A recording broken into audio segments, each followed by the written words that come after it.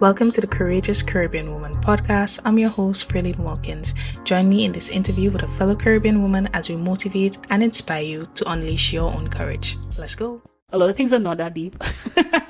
A lot of things work themselves out. Yeah. And making decisions and taking action in a state of high emotion is not good for men or for women. Yeah, no. Because that even like when you say high emotion, we'll term that like you feel flooded. Actually, it does become really happy to make decisions. Yeah, when I like their meetings, they say I listen back and it's like, it wasn't that deep. It wasn't, and I'm thinking, this is so important that this point get made and this doesn't, and it's like you listen back and like, okay, all right. So that's a good point. Here, it sounds like hearing yourself helps, and I guess it helps with just your awareness in general. Yeah, and you also have to see things in a bigger context. The whole world is not your workspace, and what conflicts may occur or whatever. It's a big wide world, Yeah. and the God of the universe is looking. Right. So, you have to take things in context and not magnify situations bigger than they are. Yeah. And I would say, ideally, I would want to have cool confidence, Right. because it's just easy on my nerves. But once again, coming back to just mentioned it for you last time, likability. Don't think that you have cool confidence and people like you. Right. It's just you're just dealing with people. Yeah. Yeah. And I mean, there's so many people in the world, and it is weird to sort of expect that everybody would like you. Yeah, I remember. I keep asking people what. This is so random, but there's this very popular lawyer in Trinidad, Dana Cetahal, and she was murdered some years ago, and the entire country was shocked by it. And if you hear any of her interviews or you see her, this was not a woman who smiled a lot or looked like, be my friend. She was a straight talker. I don't think she was very tall or anything like that. And she would come across, like an iron lady. And so many people had such great things to say about her, and they like her, and she didn't cower to please people. And I was like, but how did she get such a wide range of people to like her? And the thing is, I don't think I have the answer, but it may be a bit of reverse engineering. I mean, she was already successful, so people are like, oh yeah, they want to align themselves with a successful lawyer, and everything that goes with her being successful, the money, the influence, such and such. Right. So, she being herself is like, well, I'm just going to get into order so that I could be aligned with this successful person. So if I were to put it in very secular terms, I would say focus on being successful. And if you put it in less what's the word? I'm trying to say materialistic or something like that. But materialistic is right. Yeah, if you take it away from that, it comes back to focus on what you're there for. Yeah. And once you do what you have to do, and part of what you're there for is not the mechanics of it. Part of it is interaction with people. Part of it is blessing others. Part of it is teaching others and connecting with others. That's part of what you're there for. Not just I am there to do my work. Right. I am there to, Yeah. there is a connection with other human beings. Mm-hmm. And once you continue on that journey step by step every day, you should be okay. And I think taking the time, no matter who you're dealing with, to show people that you see them instead of me. Do you see that person? Do you hear that person? You come near, they have somebody always sick at some point in time. Right. You talk to them about how they feel, you recommend some bush medicine, or you just say, that must have really hurt, or that sounds really miserable. Just connecting with people on that level that you see and hear them as a person. I think that breaks a lot of barriers. Yeah. And if as a female you are nurturing and so on, be that.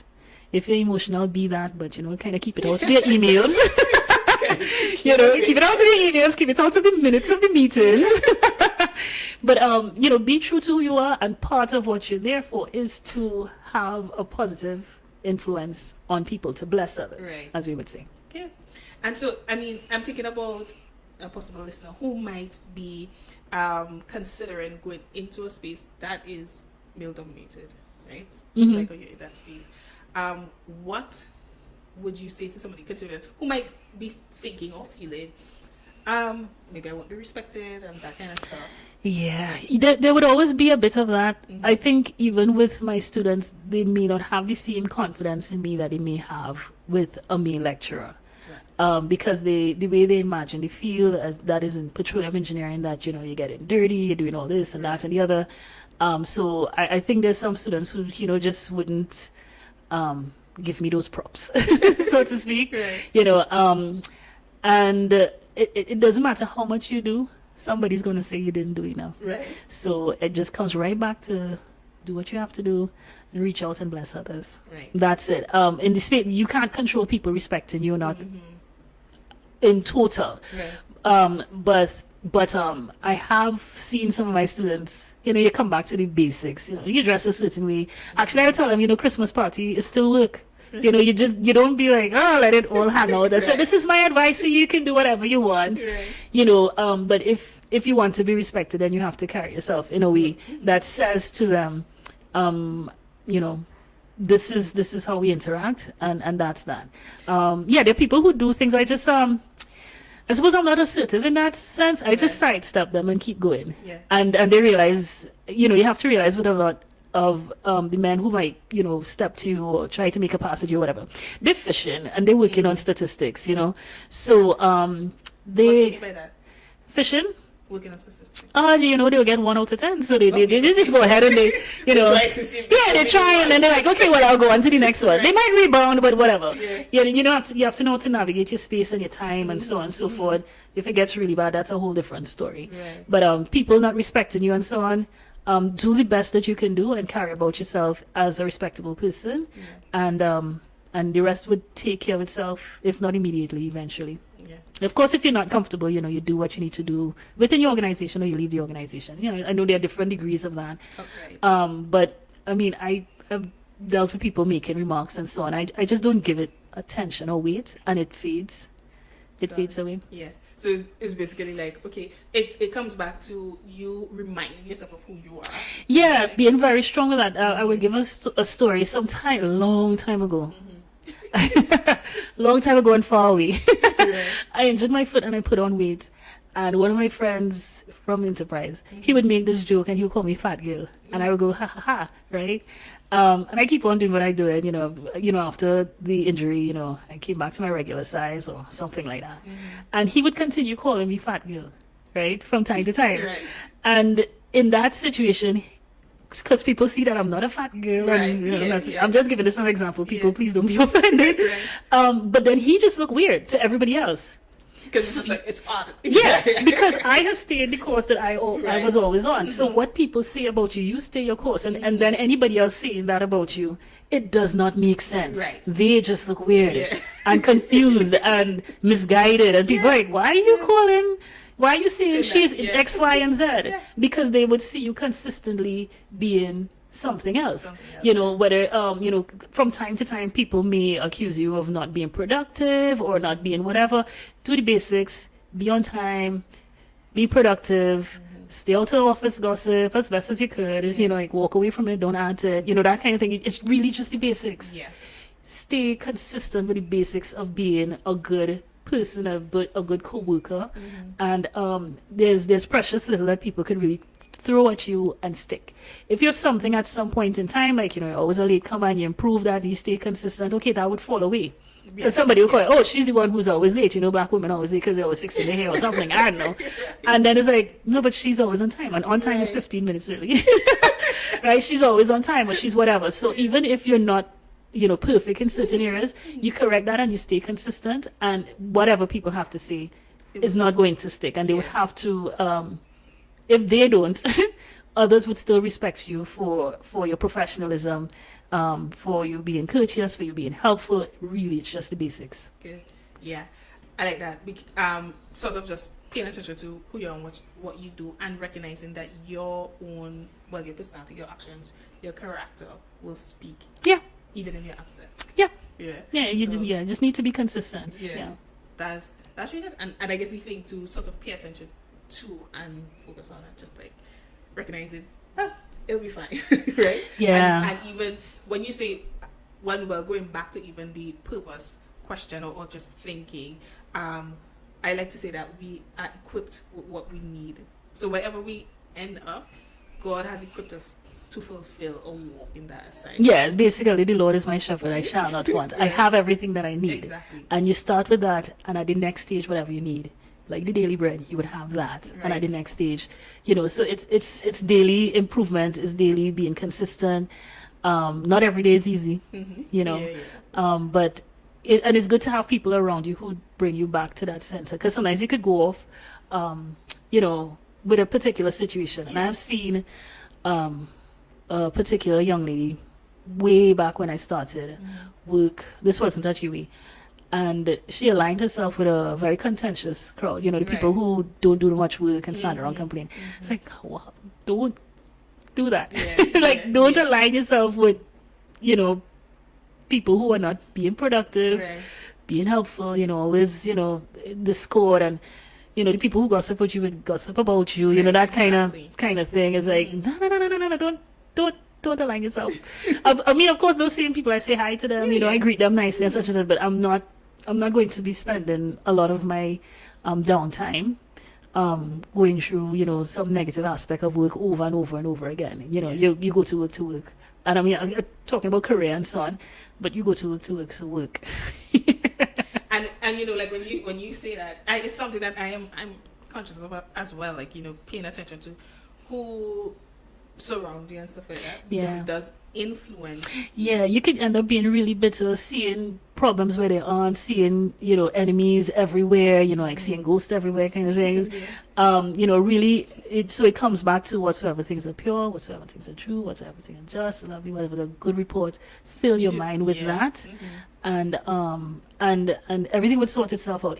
Even if you worry about it, it's not going to sort itself out because you worried about it. That's true. Even if you intervene and you do this and you do that, it's not going to sort itself out because in and of itself you have, fixed the situation. And sometimes you really just need to leave things.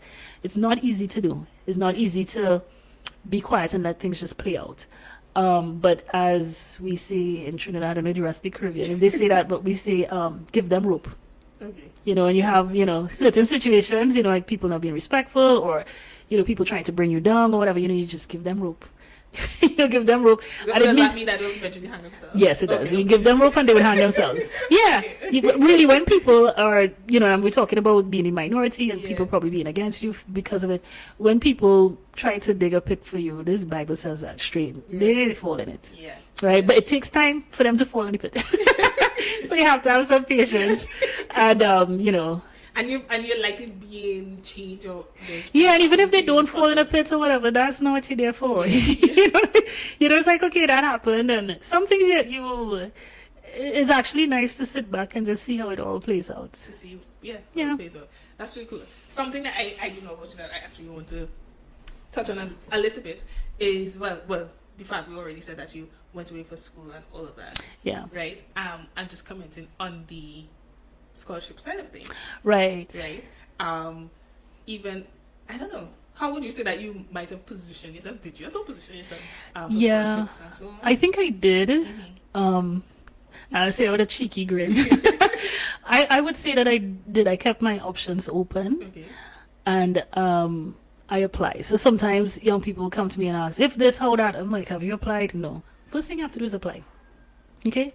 When you accept it, then you can start if what. Right. So the first thing you have to do is apply for a lot of the scholarships within Trinidad and Tobago. You need to apply and be accepted at the school, and then you would move forward.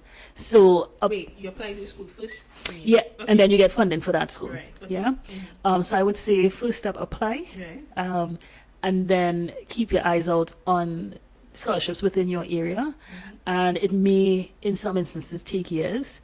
There are people who want to go straight on without having a gap year where you work, or you work in an area that's not your dream job or so on. Have some patience, just a year or two. It's okay, even 3, that's okay, because you can position yourself even better if you have the working experience before you go on to your first, second, or third degree, whatever. It's good to have the working experience. Don't look down on that. It will only enhance your studies. So work while you wait. Is what I would say. And keep watching, because the last scholarship I got, I needed to apply several times Okay. before, and then it's like applied this year and I got turned down, and then the next year the category wasn't even offered, and then so it's like that. You keep trying, but with an open mind, right? Because I was considering going into business, doing an MBA. So I kept options open, and then basically for things like that, just kind of spread your chances. Right, I get you. But some people, they know what they want. They're like, I want to be this at this school, like go on with your bad self. Right. But I would spread Right. my chances. But if this is what you want to do, like do your thing. That you said something just now where you said, okay, you got turned down the first time and stuff like that, but you still went ahead and applied. Yeah, the reason I got turned down, because they said the application wasn't complete. So the process for some of these things, you have to have an idea of the process to know at what stage your application would have gotten rejected if it gets rejected. And sometimes they want the application to look a certain way or come in a certain form and such. And so it has been rejected by clerical staff, not the people who actually review. Right. So clerical staff, do you have this, and they just check those boxes. Right. And it's like, oh, they didn't put in that, boom, that's it, you're out. And for me, that is what occurred, I think, the first time, because I was applying for a UK school, and they were accustomed to, and their processes for US schools. US schools do PhDs differently from UK schools. And so on the second or third time I tried, I made sure that I aligned with their expectations for the program. Got it. The US expectations. Right. Yeah. And this is good because, and the reason why I was mentioning it, because again we talk about courage and even finding the courage to apply again. Yeah. What would you say, like, what's happening within you to even decide, oh, I'll try again? Yeah, it was me realizing it was a clerical thing. I didn't need to do more. I wasn't turned down because my grades weren't good. My grades were fine. And also, if applying costs you nothing, just do it. If applying costs you nothing, just do it. I could have said I'm not the most qualified. There's always somebody better, whatever. But that really is none of my business. The application is free. Right. It takes time and effort, so I put in the time and effort and I applied.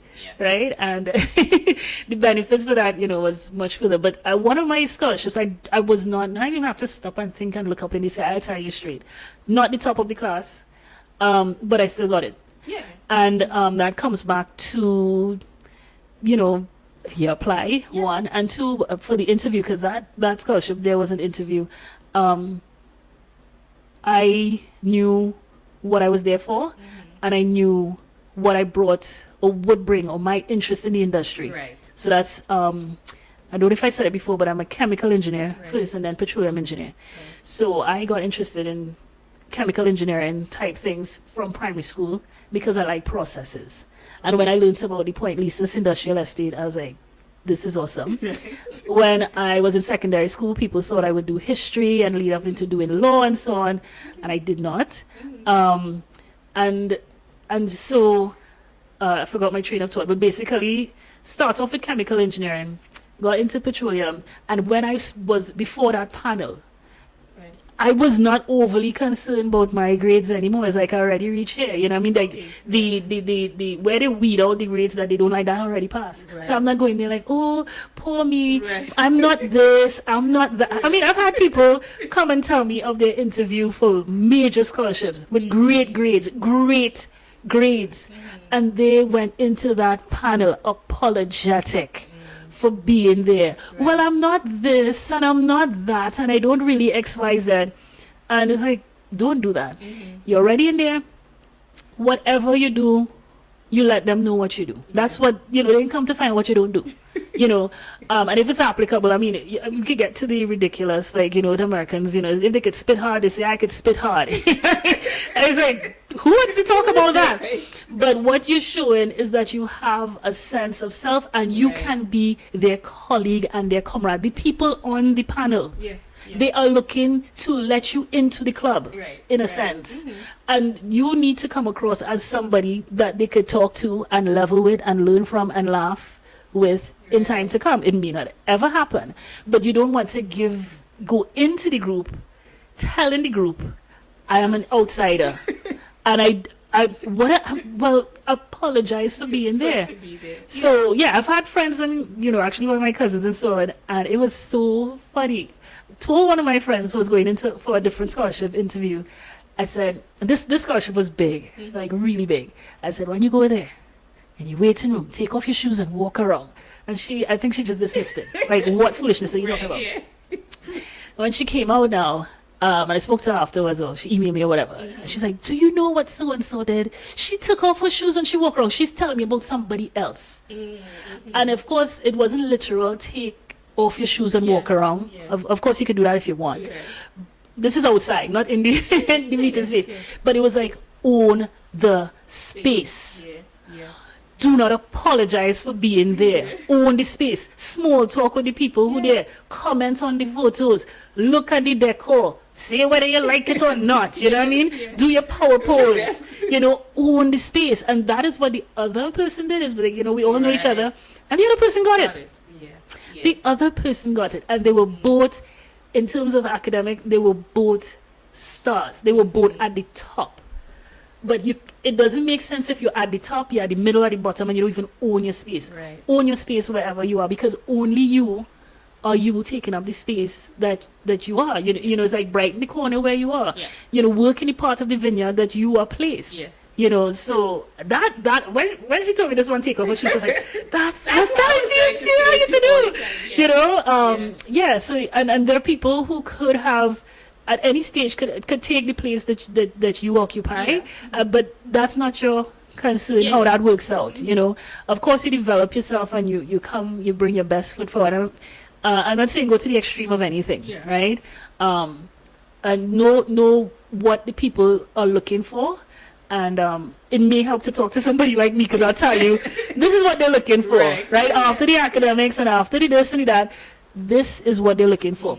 And as I was starting to tell you, I was interested in chemical engineering from primary school. I didn't know what it was then. Right. But I had, and I still have, a vision for what the energy sector in Trinidad and Tobago should do and should be, and how it could advance. Right. I have that same thinking and vision for the Caribbean. Right. So when I enter a space and I speak to that, Right. that is what people hear and listen to. Good. Do I come across as a strong black woman? Maybe I do. Maybe I do. But, the whole point is like, this is what this is about. And, your message and your purpose and so on gets refined as you move on. Yeah. So the last panel I was on, I took a step back. I was like, what am I really here for? And I was very clear on what my message was going to be. I don't really go on these panels as an engineer. Some of the technical thing comes in. I have the technical understanding. Great. That gets me into my foot in the door. The PhD, all of that gets my foot in the door, right? And that's what those things are for when you realize a bigger purpose. Right. And I sat there and I realized I disagreed with what the keynote speaker said, Okay. right? And I wanted to go a whole different direction. And so I said that, and I said it in a creative way. I said it in a memorable way, and I was like, good. I did what I had to do. If that message was received, and I believe it was received by the people who need to receive it, I could retire now. Right. Like, I'm not even like, oh, well, I need to go on and be this, that, the other. It's not even about upward mobility. Yeah. Which is what you get in the world. It's about ambition, and this and that. It's like, no, I came to do this, and I've done it. Right. If there's another assignment God has for me, right, I'll do that next one. But this is this. I'm not trying to be, if I end up, in a higher position or such and such, grade, whatever, because that position is for the purpose that I'm there for, right? It's not for the sake of, ooh, me, no. It's really for you, whatever you end up doing, at whatever level, that you get that message from God, what you're supposed to be doing on that day, on that time, and it's day by day. Yeah. And then it builds up. It builds up to what, different situations, and then you're on to the next one. You're like Philip next to the Ethiopian. You do whatever you have to do, and then you disappear. It's good. And because while you were talking, before you even said your message, I was like, okay, at least what I'm hearing you say is that you were clear on your messaging. Yeah. And because you're clear on that, you understand the assignment, because we have several assignments from right? You're clear on that, And so then you're able to articulate that. Yeah, and yeah, so I did that on the panel, but then we also sat for lunch, and I sat next to somebody from the ministry of that minister, and I spoke to that person too, because like, right, I'm sat next to, I'm sitting next to somebody from this ministry. I'm going to tell him this thing, right? And we had a conversation. I also wanted to know, am I right? Okay. Are there any chinks in my thinking? And he generally agreed, and you kind of link up with that. I'm really not going around thinking I am a black woman. Right. Yeah, I'm just thinking, hey, this is the situation. Yeah. And I think people see that energy is contagious and so on, and depending on the timing and God's favor, that is what people are going to see and remember and move forward with. They're not going to nitpick. I mean, like, they've never worked with a woman before. They never worked with a black person. You come together, whatever ethnicity, whatever gender you are, and people, that identity is not the main thing that people would necessarily connect with you for. I would think that those things are somewhat superficial. Yeah. Right? But when you connect with people on a core objective, or a goal that's much stronger than an identity that you really just find yourself in. I get that, and I agree. And what I'm hearing again is, it's more than, well, I'll say it like this. I guess the term that you use was cool confidence, right? But what I'm saying is just how I was thinking about it is like when you're saying, hey, you're not going to say, oh, you're a strong black woman or whatever the case is. I think when you add that, when that's just your opinion or whatever, you don't need to get loud about that. No, I mean, like, okay, so I'm female. Do I go around making a point of how feminine I am? Right. No. You would see me smile, I have certain mannerisms, such and such, but I'm not like, I'm going to let them know that I am feminine. Right. It's like, no, it is who I am. Right. Me being black is going to be, that's going to come out. Me being female, that's going to come out. I don't have to make it pronounced, and I don't have to concern myself with how other people receive it. Yeah. Because I'm just breathing. Yeah. I'm just breathing. I'm just existing, and right now what? Okay. You exist. You breathe. Now what are you going to do? You're a human being. What are you going to be? Exactly. Yeah. Exactly. Lovely. So yes, thank you so much. Dr. Sobers, for joining me today. But before you go, I want you to share any last words that you might want to say to a lady, anybody really who might be in a situation, maybe something that you have said here, where they find themselves as a minority and they might be feeling discomfort around that. I would say my overall message to any and everybody always is literally read your Bible, pray every day, and you will grow. Yes. You will grow in confidence. You would grow in clarity. You would grow in the purpose that you are there for. Right. You would bless more people. You would grow in your happiness, your satisfaction, your joy. That's what you need to do. Yes. It's not a linear, now I'm coming to engineering, it's not a linear path. It's not a linear path, but that's what you need to do. Read your Bible, pray every day, and it will work out. Okay, right. So faith, I'm hearing faith, bringing in your faith and growing in that sense. Yeah, definitely, that's it. That's it. Because you can't control anything else, You're sure right. And well, I know you mentioned the fact that you do writing and all of that space. Where can people find you? Oh, right. So currently, I write opinion pieces on Guyana's energy sector. Yeah. I could briefly tell you, it's if you Google my name, you would see that come up.